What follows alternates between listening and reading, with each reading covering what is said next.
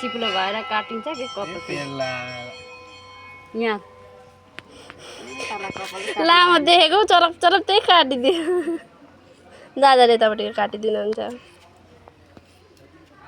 चिप्लो भयो नि त तेल धेर भयो नि तेल बेसी लगाइदियो नि त म पनि यही काटिदिन्छु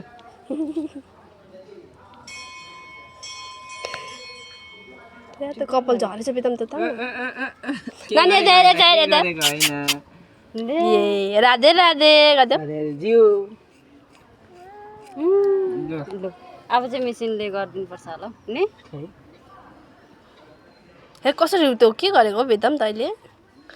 खेल्छु मिसिन निकाल्नु न मम्मी ला कसरी मेसिन यो गर्छ मिसिन गर्दाखेरि चाहिँ बोक्नुपर्छ होला नानीलाई नि मान्दैन नि डराउँछ अब ग्याग्या गर्ने बित्तिकै आज के गर्यो भने प्रितम गरे नानीको चाहिँ आज छेउ गऱ्यो कपाल काट्ने दिन के जिरोमा हान्दिने तपाईँ पक्रिनु आउ नानी ल उपाय त्यो वाटर बोतल तपाईँ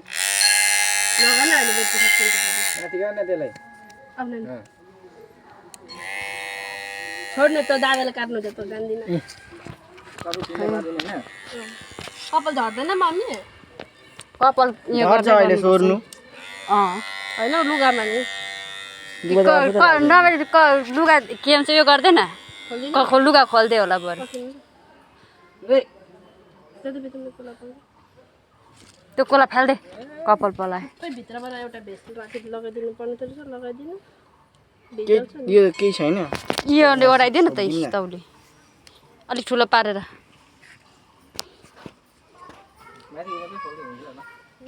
त्यो हनुमानजी की मन्दिर अपरा बेहुला बेहुली आउँदैछन् बेहुला बेहुली आज बिहे पनि रहेछ नानीको छेवर पनि छोड्छ पिटम आज चाहिँ नानी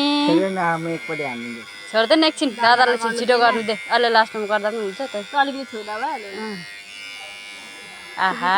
नानी त कति ज्ञानी भयो आहा आहा नानी त कति राम्रो आहा आहा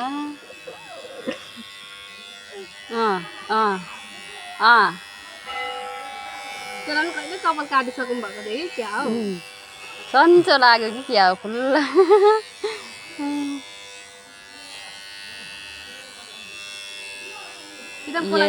सक्यो कि क्या हो टाइम है मुखमा घाउ हुन्छ पछाडि